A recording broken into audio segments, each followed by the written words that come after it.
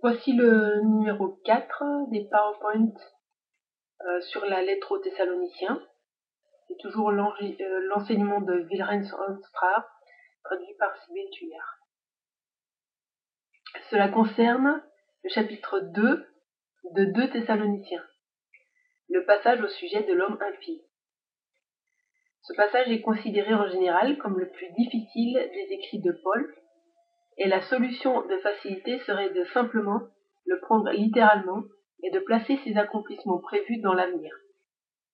C'est ce que fait la plupart de la littérature populaire sur la fin des temps. Cependant, cela voudrait dire que Paul écrit ici au sujet de choses qui, comme nous le savons maintenant, n'ont aucune portée sur les Thessaloniciens, du fait qu'elles seraient pour un futur éloigné. Cela nous forcerait à croire qu'elles n'avaient aucune réalité ou aucun accomplissement au 1er siècle. Et même cette interprétation ne serait pas simple du tout. Si on considère qu'on serait juste les témoins des temps, essayant de découvrir ce qu'il va arriver ensuite sur le calendrier de la fin des temps de Dieu et comment ces morceaux au chapitre 2 s'y insèrent. Cela ne s'accorde pas.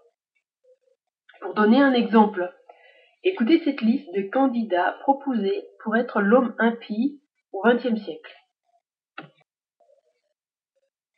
Je suis sûr que c'est très incomplet. Par exemple,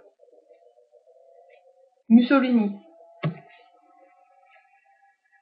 Hitler, Lénine, Staline, Khrouchtchev, Henry Kissinger, Ronald Wilson Reagan, les 6 lettres de chaque nom faisaient 666, Fritz Bernard de Hollande, Kurt Waldheim, Willy Brandt, Jimmy Carter, Karl von Habsburg, Muammar Kadhafi, Gorbatchev, le roi Carlos d'Espagne, Ed Robertson. La plupart de ces gens ont quelque chose en commun. Ils sont morts maintenant, et s'ils ne sont pas morts, ils sont si vieux qu'il est très improbable qu'ils soient désignés comme l'homme impie. De telles spéculations au sujet de l'homme impie ou au sujet de l'Antichrist n'a rien de nouveau. Cela n'a pas commencé au XXe siècle. Virtuellement, chaque pape a été désigné comme l'Antichrist par au moins une personne, et plusieurs ont considéré la papauté en tant qu'institution comme l'Antichrist lui-même. La même chose est arrivée aux Turcs, à l'Église d'Angleterre, aux Anabaptistes et à beaucoup d'autres groupes. En Angleterre, au XVIIe siècle, la fièvre contre l'Antichrist était très forte, spécialement vers le milieu du siècle. C'était l'époque de la guerre civile. C'est à ce moment que Oliver Cromwell a pris le contrôle du pays. Donc la question s'est posée, pouvait-il être l'homme impie ? Quelqu'un a découvert que le nom de Cromwell et son titre équivalaient à 666. En réalité, à cette époque, en Angleterre, tout le monde ou tout était appelé l'Antichrist ou la bête par au moins une personne. Un commentateur de renom, Anabaptiste, voyait l'Antichrist partout. Apparemment, il n'y a rien de nouveau sous le soleil. Vous serez peut-être intéressé d'apprendre qu'au XVIIe siècle, le lettrage autour des pièces de monnaie anglaises équivalait à 666. Donc les vrais croyants ne devaient pas importer ou vendre quoi que ce soit pour éviter la marque de la bête. Avec cela, la manie de l'Antichrist a atteint de tels sommets que cela devint autodestructeur et que cette tendance mourut en Angleterre, du moins pour un temps. Le Moyen-Âge aussi avait un grand nombre de suppositions au sujet de l'homme impie, et comme j'ai dit, il n'y a rien de nouveau sous le soleil. Et nous n'avons pas vraiment le temps d'explorer cela plus loin.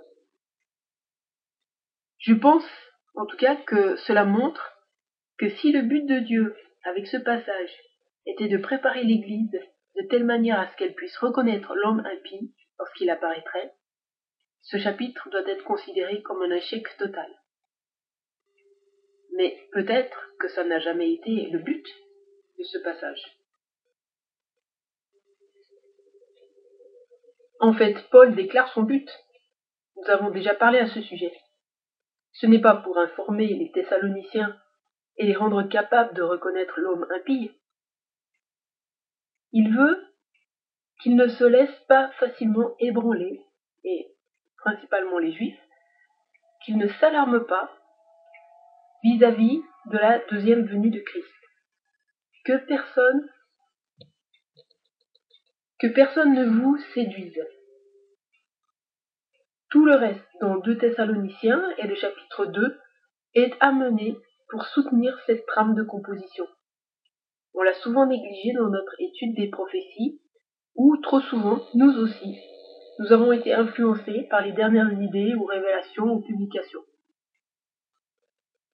Le but de Paul est aussi de contrer toute fausse déclaration sous la forme d'une lettre, d'une parole ou d'un esprit lorsqu'il soupçonne que ce soit ce qui attise le feu de l'excitation à Thessalonique.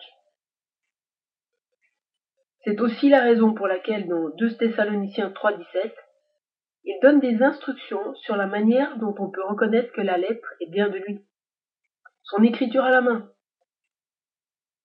Et la marque, sa propre signature, qui devrait permettre à l'avenir aux Thessaloniciens de faire la différence entre les lettres qui viennent de lui et les fausses lettres.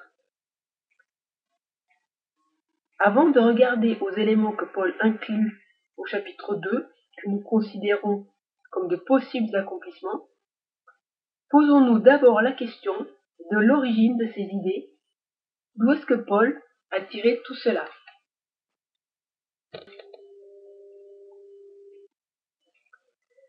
Il y a 2 lignes de pensée à la fois dans l'Ancien Testament et dans la tradition juive, des attentes apocalyptiques et prophétiques basées sur des passages de l'Ancien Testament, 2 lignes de pensée dans la tradition juive qui ont contribué à ces idées que Paul présente ici. La première est l'idée ou l'attente, l'expectative d'un tyran, un roi Dieu, un dirigeant qui s'oppose à Dieu et à son peuple et qui déclare lui-même être divin. On trouve cette idée de la manière la plus claire dans le livre de Daniel. Antiochus Épiphane, un dirigeant du IIe siècle avant Jésus-Christ, accomplit une bonne partie des prophéties de Daniel, mais pas toutes. Il devint le prototype d'un futur dirigeant déclarant être Dieu et s'opposant à Dieu et à son peuple. Et ensuite, il y a l'attente d'un faux prophète, plus tard rattaché à l'esprit de mensonge de Bélial. C'est un personnage plus religieux que politique. C'est un séducteur.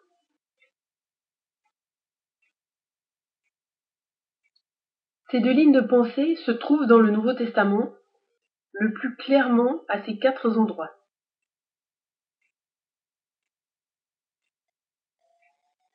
Jésus mettant en garde contre les faux prophètes, les faux enseignants et les faux Christ, comme dans le sermon sur le mont des Oliviers, dans Marc 13 et ses parallèles. Ensuite, le concept de l'homme impie, selon Paul. Ensuite, le concept de la bête, selon Jean, dans le livre de l'Apocalypse.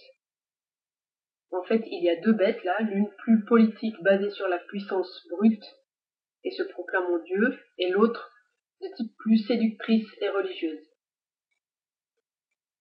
Et ensuite, il y a les écrits de Jean sur l'Antichrist, ou les Antichrists, pluriel, dans 1 et 2 Jean. Exactement, c'est dans 1 Jean chapitre 2 et 4, et 2 Jean au verset 7. Ce sont les seuls endroits dans la Bible où apparaît le terme d'Antichrist. C'est 2 lettres de Jean. Très souvent, ces 3, l'homme impie, l'Antichrist et la bête, sont mis dans les mêmes paniers, partant du principe qu'ils sont pareils, sans prendre la peine d'y réfléchir ou d'en discuter. Malgré le fait que Paul n'a jamais utilisé le terme d'Antichrist, les commentateurs vont habituellement faire référence à l'Antichrist dans leurs interprétations de 2 Thessaloniciens chapitre 2. Et comme je l'ai dit, Le terme apparaît seulement dans les lettres de Jean et nulle part ailleurs. Il y a des différences, même s'il y a aussi des connexions. Ces passages empruntent tous leurs idées des mêmes 2 lignes de croyances juives sur la fin des temps, mais de manière différente. Les antichrists de Jean sont des figures purement religieuses, de faux enseignants qui émergent de l'Église et nient la venue de Jésus dans la chair. La bête de Jean est avant tout Rome et son empereur. Et qu'en est-il de Paul? Il se peut que la présentation de Paul ait été influencée par quelque chose qui a presque eu lieu environ 10 ans avant qu'il écrive cela. À cette époque, Gaius ou Caligula était empereur et régna de 37 à 41 après Jésus-Christ. Et voici les faits qui se sont passés. Dans une ville d'Israël, les Juifs renversèrent un autel qui avait été récemment érigé en l'honneur de Gaius. Cela s'est passé en 40 après Jésus-Christ. Lorsque Gaius l'a appris, il a ordonné à son commandant militaire de Syrie, Petronius, de se mettre en marche avec son armée et de placer une statue à sa propre effigie, donc l'effigie de Gaius, dans le temple de Jérusalem. De toute évidence, il s'agissait d'une crise importante. Une délégation juive envoyée vers Petronius affirma que toute la nation se lèverait et mourrait plutôt que de laisser le temple être souillé. On rapporte que lorsque Hérode Agrippa, qui était en fait un ami de Gaius, en entendit parler, il s'évanouit sur place, parce qu'il réalisait la gravité extrême de ce qui était sur le point d'arriver. Petronius tenta de dissuader Gaius de le faire, ce qui enragea l'empereur. Le fait que le commandeur de son armée ose remettre en question ses ordres l'énervait au plus haut point, mais il écouta Agrippa et annula l'ordre, et il fut assassiné peu de temps après, donc finalement, il ne s'est rien passé du tout suite à cela. Donc ce que Paul écrit ici, si on le prend littéralement, est presque arrivé quelques 10 ans plus tôt. Paul n'avait pas de raison d'élargir ou d'ajuster sa présentation, mais il est beaucoup plus difficile d'imaginer un accomplissement aussi littéral aujourd'hui. Donc le résumé de ce que nous avons, c'est 2 lignes d'origine, ou 2 sources, se rejoignant dans le Nouveau Testament en 3 et conduisant à 3 conceptions ou directions différentes, plus ou moins différentes en fait. Ceci, je pense, a des conséquences lorsque l'on commence à penser à l'accomplissement, ou peut-être mieux aux accomplissements. Il semble moins probable que l'on doive chercher une seule chose. Si l'on prend un de ces passages du Nouveau Testament séparément, cela nous donne une vision étroite. Si nous les prenons ensemble, l'image devient tout sauf étroite. Dans quelle mesure l'homme impie, les 2 bêtes de l'Apocalypse et l'Antichrist sont-ils reliés entre eux? On reviendra à cette question d'accomplissement, et avec cela, nous avons déjà couvert une partie du sujet de l'homme impie. Regardons quelques autres éléments auxquels Paul fait référence avant de revenir à la question de l'accomplissement. D'abord, il y a la rébellion. Ce terme peut être apostasie. Il s'agit du peuple de Dieu. Cela correspond à l'idée de Daniel 11, du discours sur le mont des Oliviers, et aussi dans 1 Timothée chapitre 4, 1 et 2, et 2 Timothée chapitre 3, 1 à 5.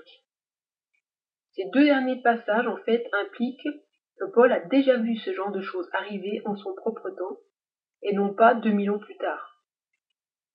Le terme rébellion peut aussi faire référence à la rébellion du monde contre Dieu, comme dans Ézéchiel, avec Gog et Magog, recyclé dans Apocalypse 20. Cela colle bien à l'idée de l'impiété, mais c'est ouvert à la fois à une interprétation religieuse plus spirituelle et à une autre plus politique. Donc une idée étroitement liée à l'homme impie, et cette idée de rébellion, d'apostasie ou de révolte contre Dieu. Ensuite, l'homme impie s'assied dans le temple. Si cela ne s'est pas encore passé et si le temple est littéral et qu'il s'agit du temple juif, alors il s'ensuit que le temple de Jérusalem devrait être reconstruit. C'est une raison importante pour laquelle beaucoup des livres sur la fin des temps croient que c'est ce qui va se produire. Le temple de Jérusalem devra être reconstruit. Mais ces deux si cela ne s'est pas encore passé et si le temple est littéral, ces deux si sont loin d'être certains. Habituellement, Paul utilise le temple comme une métaphore pour l'Église. Dans ce cas, l'homme impie serait principalement une figure religieuse. Paul ne le décrit pas précisément comme un dirigeant. Cette idée vient des bêtes de Jean dans l'Apocalypse. Les réformateurs pensaient que c'était le pape du fait qu'il déclarait représenter Christ sur terre. Il est aussi possible que l'on ne pense ni à un temple physique, ni à l'Église chrétienne. Il se peut que ce soit une image pour un être humain ou une humanité de manière plus large, utilisant des prérogatives divines et prenant la place de Dieu, refusant de le reconnaître ou de l'adorer.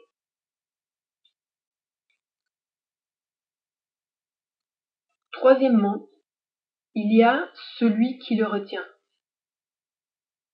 Cet élément n'est pas très clair. Paul déclare que les Thessaloniciens savent, il leur a parlé de lui. C'est malheureux parce que cela veut dire qu'il n'a pas besoin de le répéter. Ils savent, il n'explique pas lui-même et donc nous ne pouvons qu'essayer de deviner. Celui qui retient est un nouveau terme au verset 6 et au verset 7. C'est un masculin. Celui qui le retient maintenant. Donc, c'est une difficulté. Voici les différentes suggestions qui ont été faites au fil du temps.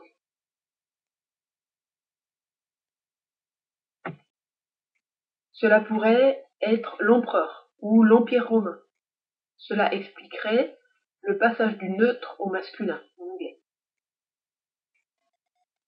Cela pourrait être plus généralement le gouvernement. Après tout, une des fonctions du gouvernement, peut-être même l'une de ses principales fonctions, est de freiner les actions mauvaises ou le crime. Cela pourrait être Michael, ou des archanges ou des anges en général, une force angélique qui retient l'impiété dans le monde et qui empêche l'homme impie de se révéler. Il pourrait s'agir de Dieu dans sa souveraineté, retenant le mal. Une idée populaire est qu'il s'agirait de l'Église. Et ceci est basé sur l'hypothèse que l'Église aurait été enlevée plusieurs années avant la seconde venue visible de Christ. Ou, en lien avec cela, l'idée que c'est le Saint-Esprit qui est ôté du monde au moment de l'enlèvement, en même temps que l'Église, ou quelque chose comme ça. Donc, le gouvernement ou Dieu lui-même semblent les plus raisonnables, mais en fin de compte, on ne sait pas.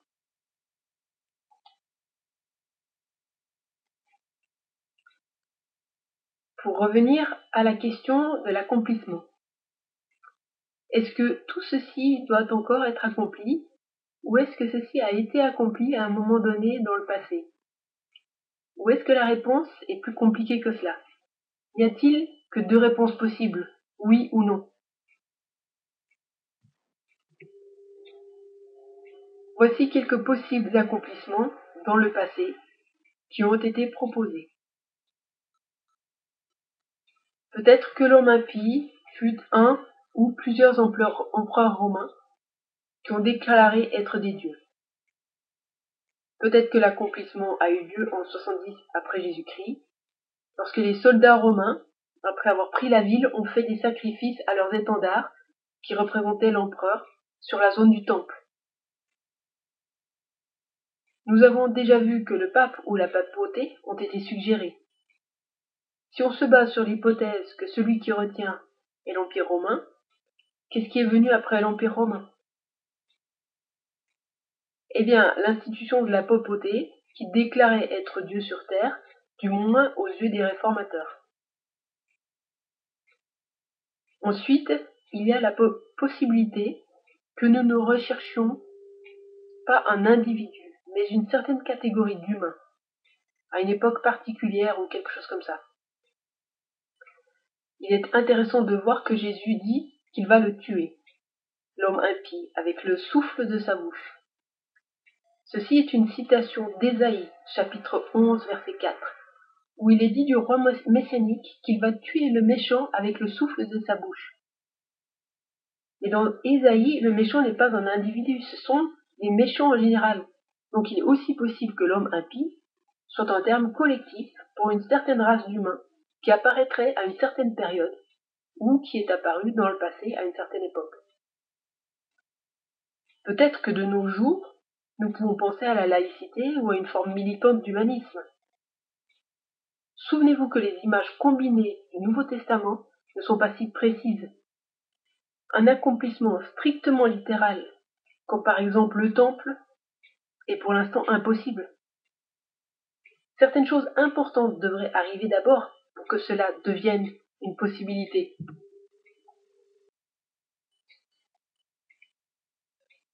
Le fait est que jusqu'à maintenant, il y a eu beaucoup de rébellions et d'apostasie, de nombreuses manifestations de la bête et de l'homme impie, et plusieurs antichrists. Si l'on en croit Jean, déjà à la fin du 1er siècle, ils étaient nombreux. On peut même se demander si Jean disait cela pour redéfinir l'attente prophétique, pour dire qu'il n'y en aurait pas seulement un, mais plusieurs. Cela aussi, malheureusement, n'est pas complètement clair. Mais c'est aussi une possibilité que Jean est en fait en train de corriger, de redéfinir les attentes de l'Église sur ce point. Depuis les tyrans romains jusqu'aux meurtriers de masse du XXe siècle, combien d'accomplissements partiels ou approximatifs faut-il pour que ce soit assez? Y aura-t-il cependant un individu qui sera la combinaison et l'incarnation de la rébellion humaine en relation avec Satan ou Bélial? Peut-être, c'est possible. Mais je ne construirai pas tout un système là-dessus. Ce passage nous aide à analyser certains schémas de base et des forces à l'œuvre à n'importe quelle époque, y compris la nôtre. Il nous aide à interpréter des choses comme la laïcité et l'humanisme. Mais cela ne nous permet pas de prédire, de dire combien de temps, combien encore, ou de répondre au quoi et au quand. La partie peut-être la plus importante à retenir de ce texte est l'appel à garder son calme. Finalement, voici la conclusion personnelle de Paul à la fin du chapitre. Ainsi donc, frères, demeurez fermes et retenez les instructions que nous vous avons transmises, soit de vive voix, soit par lettre, qui bien sûr fait contraste avec d'autres paroles ou d'autres lettres provenant, soi-disant, de Paul, qui semblaient circuler à l'époque, dressant une liste d'alertes et de problèmes. La mise en application ironique de cette question serait: ne lisez pas des trucs comme Left Behind ou des livres sur l'enlèvement, mais lisez des ouvrages plus solides, comme ceux que nous avons des écrits même de Paul. Donc avec ça, Paul donne de la place à quelque chose de plus constructif. Bien agir, les œuvres bonnes, les œuvres de la foi, le travail de l'amour, la fermeté de l'espérance. Ce sont les choses qu'il recherche dans l'Église, une vie productive. Et bien sûr, au chapitre 3, il poursuit en écrivant à ce sujet. Il rééquilibre l'excitation de la seconde venue du Christ dans l'Église qui parfois sort des rails et part dans tous les sens. Paul essaie de rétablir l'équilibre, au moins dans l'église des Thessaloniciens, et je pense que nous devrions garder le cœur du message. Le vrai travail, le vrai but est l'œuvre de votre foi, le travail de votre amour, la fermeté de votre espérance, au sujet desquels Paul écrit dans 1 Thessaloniciens. Voici la fin de ce PowerPoint.